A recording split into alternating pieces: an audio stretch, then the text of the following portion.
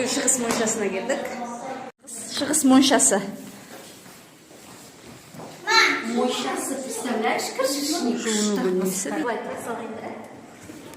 Бұның бәрі жеке-жеке монша. Жуынат.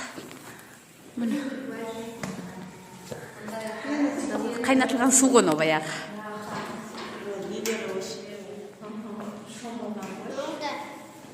Это большое.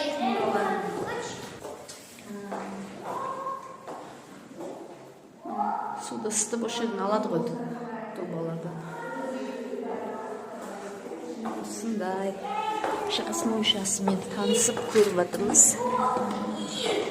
Бір орталықта осы бөлмеде бірнеше есік, біреу, екеу, үшеу, осындай 3 бөлме бар екен. Үшеуінде міне сіз кіреберісте осындай киінетін жер шығар.